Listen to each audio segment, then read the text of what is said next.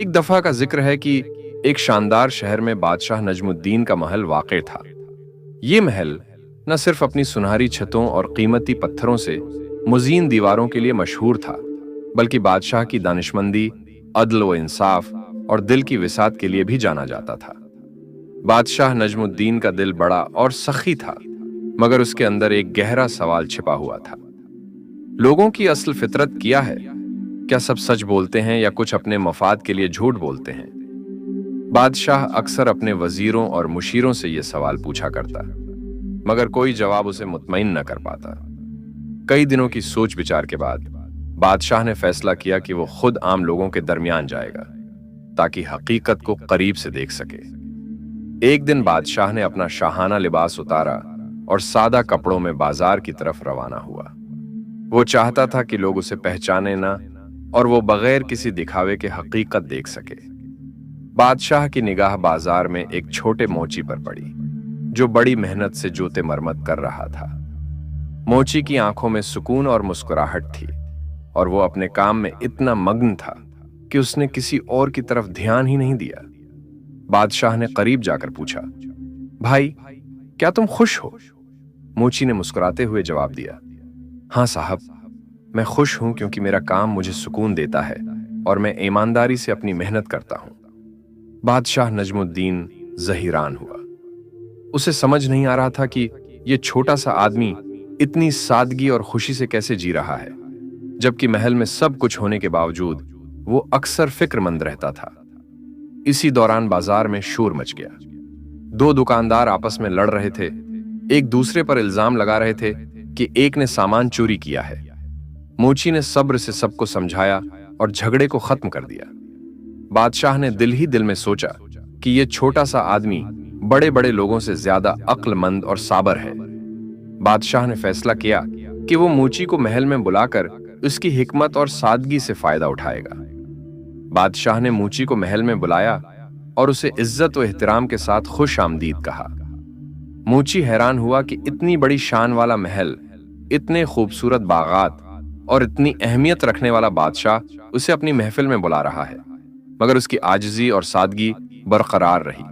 बादशाह ने पूछा, तुम्हारी जिंदगी इतनी सादा और खुशहाल कैसे है, जबकि महल में सब कुछ होने के बावजूद मैं अक्सर फिक्रमंद रहता हूं? मोची ने जवाब दिया, बादशाह सलामत, जिंदगी का सुकून दौलत या शान में नहीं, बल्कि दिल की सच्चाई और मेहनत में है। जो इंसान अपने काम को दिल से करता है और दूसरों के हक का ख्याल रखता है, वो सच में खुश रहता है। बादशाह ने मोची की बात सुनकर सोचा कि शायद यही वो सबक है जो वो कई सालों से तलाश कर रहा था। अगले दिन बादशाह ने मोची के साथ शहर की गलियों और बाजारों में जाकर अवाम के रवैये और हालात को करीब से देखा। एक दिन शहर में एक बड़ी खबर फैली, बादशाह के काफिले की एक कीमती चीज गायब हो गई। महल में हर तरफ हलचल मच गई। वजीरों ने इल्जाम लगाना शुरू कर दिया और महल के लोग परेशान हो गए। बादशाह ने मोची को साथ लेकर शहर की गलियों में जाना शुरू किया। मोची ने अपनी सादा मगर होशियार अक्ल से छोटे छोटे सबूत देखे, लोगों के रवैये और हालात पर गौर किया और बादशाह को बताया कि असल चोर कौन है। बादशाह ने पहले तो यकीन न किया, मगर आखिरकार हकीकत सामने आ गई। चोर पकड़ा गया और कीमती चीजें वापस महल पहुंच गईं। बादशाह ने मोची को देखकर कहा, तुम्हारी अक्ल और सादगी ने मुझे हैरान कर दिया। मैंने कई वजीरों और उलमा से पूछा, मगर तुमने चंद लम्हों में हकीकत दिखा दी।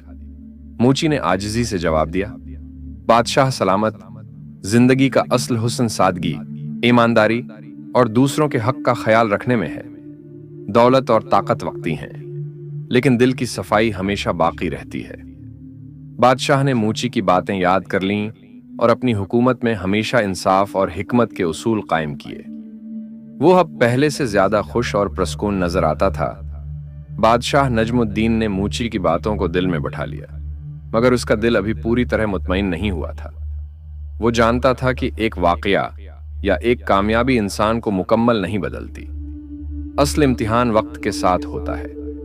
उसने मोची को महल में चंद दिन रहने की दावत दी ताकि वो उसे करीब से देख सके, उसकी आदतें, उसकी सूझ और उसका सब्र जान सके।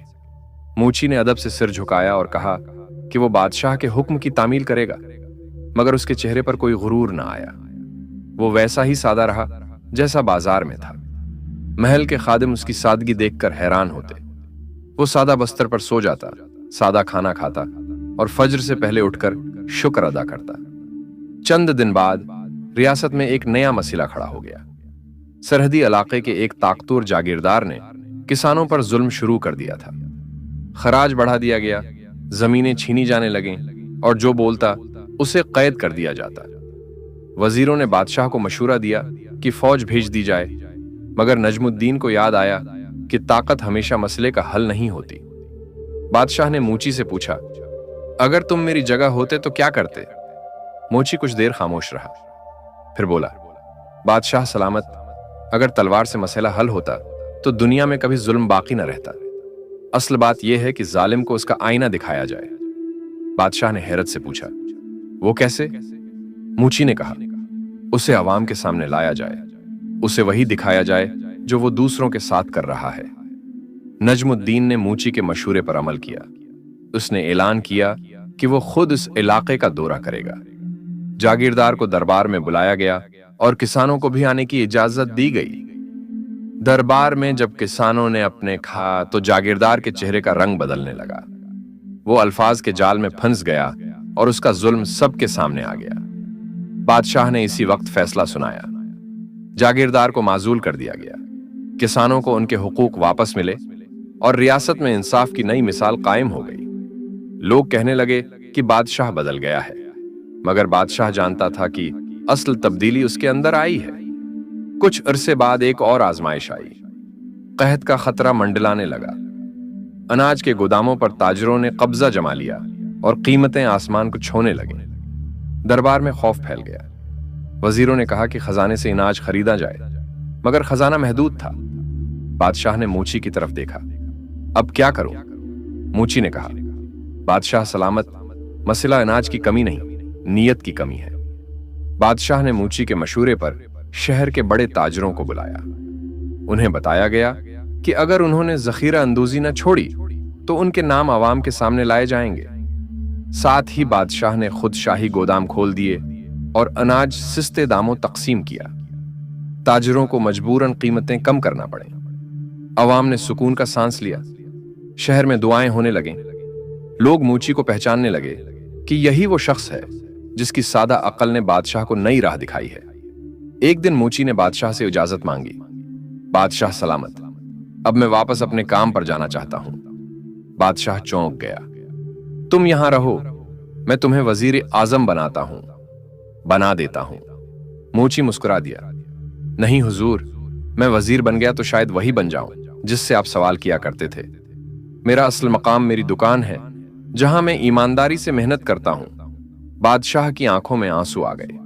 उसने मूची को गले लगाया और कहा, तुमने मुझे हुकूमत करना नहीं, इंसान बनना सिखाया है। मूची बाजार लौट गया। वही पुरानी दुकान, वही औजार, वही सादगी। मगर अब जब वो जोता सीता था तो लोग रख कर उसे देखते, सलाम करते और दुआएं देते। बादशाह नजमुद्दीन अब पहले जैसा नहीं रहा था। उसकी अदालत में आवाज दबती नहीं थी, इंसाफ बकता नहीं था और ताकत कमजोरों को कुचलने के लिए नहीं बल्कि सहारा देने के लिए इस्तेमाल होती थी। साल गुजर गए। एक दिन बादशाह की वफात हो गई। शहर में सोग छा गया, मगर लोगों के दिलों में सुकून था, क्योंकि वो जानते थे कि इस बादशाह ने जाते जाते उन्हें इंसाफ की मीरास दी है। मूची ने अपनी दुकान बंद की, सिर झुकाया और आहिस्ता से कहा, बादशाह सलामत, आपने सीख लिया, यही काफी है। और यूं ये किस्सा शहर शहर फैल गया। लोग आज भी कहते हैं कि अगर किसी को असल अक्ल देखनी हो तो महल नहीं, किसी मूची की दुकान पर जाकर देखे, जहां सादगी में हिकमत और मेहनत में बादशाहत छिपी होती है।